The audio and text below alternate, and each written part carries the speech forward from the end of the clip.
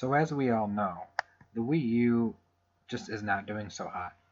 And I don't understand why. It has the games, it has unique ideas, although there are many reasons why it is not doing so hot, but today we're just going to focus on the games, the exclusives. Now this is just my point of view, so no hating, no flaming please. Just my opinion on the top 10 exclusives, and yes, that does mean exclusives, meaning exclusive to this console, exclusive to this to the Wii U. This is going to be strictly retail games or games that are offered in a retail form, whether they were digital first or not. But actually, I think it's mostly retail games in general. No timed exclusives. So games like Ninja Gaiden 3, Razor's Edge are not part of this. There will also not be any games that have ports or enhanced ports. So because of that, no Zelda games at all will be on this list. Shocking, I know, because I'm a big Zelda fan. But Wind Waker HD, you gotta remember, it is a GameCube game. It may be an HD port with enhanced stuff, but it is a GameCube game. Hyrule Warriors is coming out on the 3DS, so that is no longer exclusive. So, without further ado, just, don't take it too seriously, and enjoy! I actually did want to start this off with an honorable mention. This is Zombie U. This is just a game I felt was very close to being in the top 10, but just didn't quite make it. Keep in mind, there are quite a bit of Wii U exclusives that I just really love, own, and play, and it was really hard for me deciding. So Zombie U got the honorable mention. Number 11, if you will, that I just choose to call it an honorable mention. This game was one of the launch titles for the Wii U, and it really utilized the Wii U gamepad fairly well, and was very unique, and it was very different from your standard survival horror game. Ubisoft really did a really good job, especially with the item management and the way how when you die, you're a different character every single time. You have to go and find your old character who is now a zombie, kill them, reclaim your equipment. It was really good. A very creepy, very atmospheric going through this post-apocalyptic London setting. My only complaint with it, actually a really big complaint, is the steep difficulty. There's lots of areas where you can get lost, and it just gets really difficult at times, or then again, maybe I just suck at the genre. But hey, it's a good game, and that's why it gets the honorable mention. Of course, it may no longer be exclusive soon because there are reports of it going over to Xbox One and PS4, but as of now, those are just rumors as at the time of this video. So until then, let's just enjoy it as Zombie U for the Wii U. Starting off with number 10, we have Game & Wario. This is probably shocking to many people because it went pretty under the radar. It came out at $40, which is a steal if you ask me. And just like Zombie U, it really utilized the gamepad fairly well, and it had lots of great single-player and multiplayer features.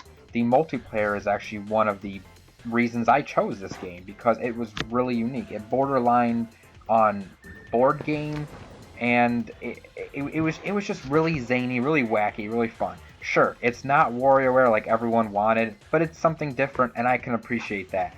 And between this and Zombie U, I had to give number 10 to Game & Wario. I just had to. So yeah, Game & Wario, folks. At number 9, yes, that's right, Splatoon. No, wait. You probably are all like, whoa. Splatoon at number 9? Are you crazy? Yes, maybe. Who knows? But I just gotta say, Splatoon is an amazing game. It's been out for a couple months now, and it's really great. The online is there. It's addictive. Really good single player, really good unique gameplay, and it's a really fun take on the third-person shooter. Why do I have it at number 9? Below 8 other exclusives? Only reason being is the fact that it's just not fully realized yet, in my opinion. I love it. It's addictive, don't get me wrong.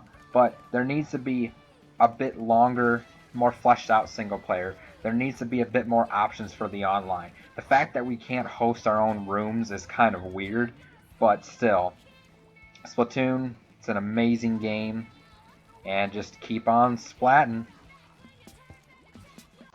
Number 8 is the Wii Sports of the Wii U, and that is Nintendo Land. This also launched with the Wii U.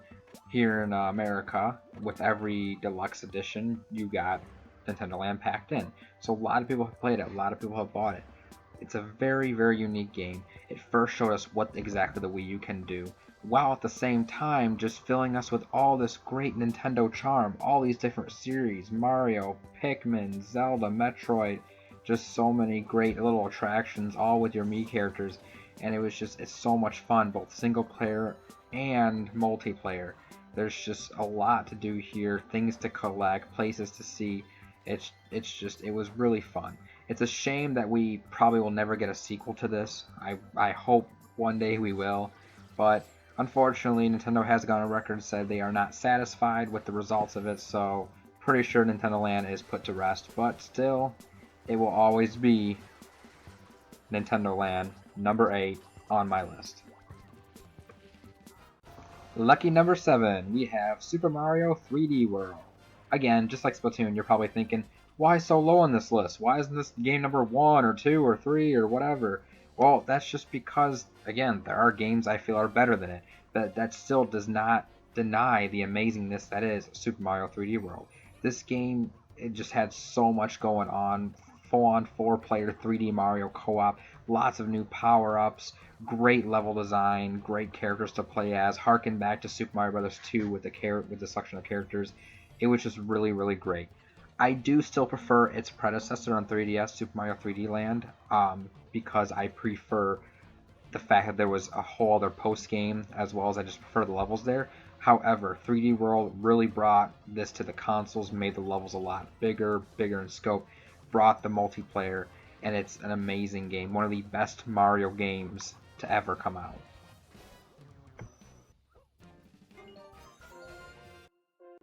At number 6, we have Pikmin III.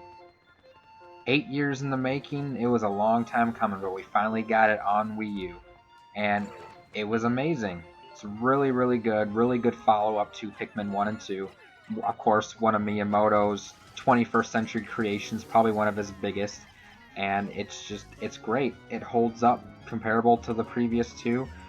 3 new captains to play as, whole new areas to explore, new Pikmin with the rock Pikmin and winged Pikmin, even though I pretty much call them pink Pikmin, but still, there's lots to do in this game. Multiplayer, there was DLC, just so much. It's a very, very unique game. Pikmin has always been a very unique, relaxing game, full of very relaxing just environments, but at the same time, it's very it tests your mind a lot as well. And that's why Pikmin 3 sits at number 6 on my Wii U exclusives list.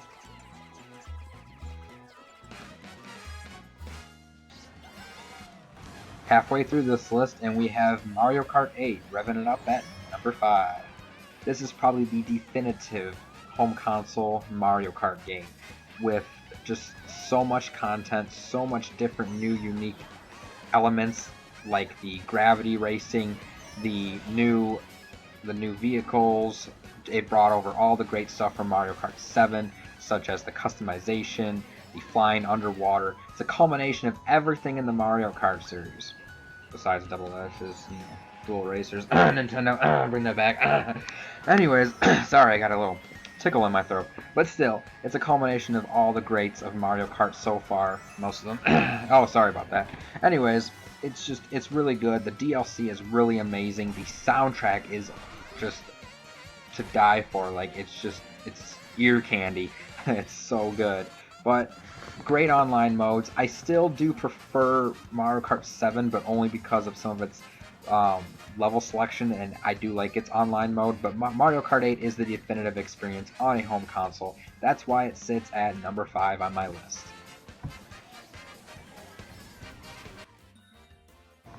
Gotta appreciate the underdog. You just gotta. And that's why number 4, Captain Toad Treasure Tracker, sits on my list. Just like Game & Wario, I'm pretty sure this game went unnoticed by a lot of people. Again, it came out at $40, and we need more games like this. It pretty much took a mode from Super Mario 3D World and made it into a fully fleshed out, realized game with tons of content, lots of levels, and months later, they actually added in a patch for Amiibo support that expanded the game even more. We need more games like this. Let's take other Nintendo side characters and make games about them. Why can't we get a Waluigi game? Why can't we get like a Meta Knight game? You know, that's like Meta Knight game. I mean, come on, that'd be amazing. I'd buy it. Would you buy it? I'd buy it. You'd buy it. He'd buy it. She'd buy it. Everyone would buy it. Meta Knight, come on. But still, Captain Toad is amazing. I really, really like it, and the ending kind of was pretty bittersweet. I liked it. So yeah, number 4, Captain Toad, Treasure Tracker. Down to the last 3 here, and sitting at number 3 we have Bayonetta 2. Probably one of the greatest action games I have ever played. And I'm a big fan of Bayonetta 1 when it first came out, and this one just kicks the original's ass in so many ways. There's just so much going on in this game, so many creative enemies and just action sequences and attacks, and just I can't describe this game. It's mind-blowing. As a fan of games like Devil May Cry or Bayonetta, if you have not checked out Bayonetta 2, you do not know what you're missing out on. And for all those people who boycotted the Wii U because it had Bayonetta 2, well, all I can say is you're missing out on one of the greatest action games that has ever been made. That's why it sits at number 3 on my list.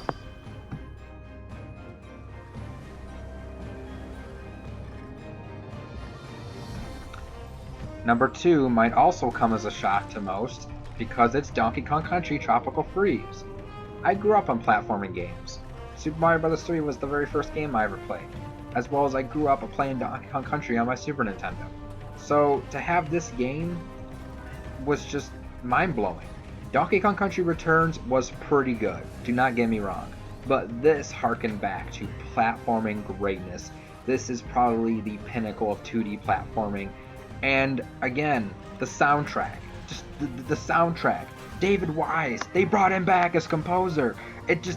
My mind, my ears just can't handle the awesomeness. It just, Donkey Kong, Country, Tropical Freeze, Wii U, David Wise, Donkey Kong.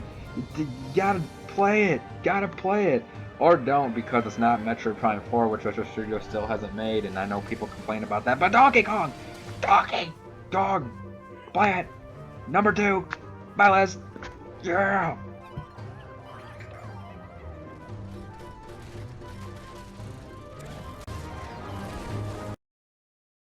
And the number 1 Wii U exclusive. That's right. Smash Bros. For Wii U. Super Smash Bros. Is one of the best multiplayer games, one of the best fighting games, and just one of the best games ever made. The series in general is just awesome. If you grew up on video games, and Nintendo in particular, it's just a love letter to so much stuff. So many things gaming are in this game. And especially now, this is the pinnacle of the series. With 50 plus characters, new ones added every couple months via DLC. Hey, we already got Mewtwo, Roy, Lucas, and now Ryu from Street Fighter, as well as other guest characters like Mega Man, Pac-Man, Sonic. I mean, you cannot go wrong.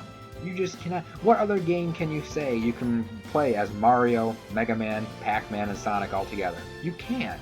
Just all the different modes in this game, the online, the single player, the trophies, everything. It's so amazing. It blows the 3DS version out of the water. It blows Brawl and Melee out of the water.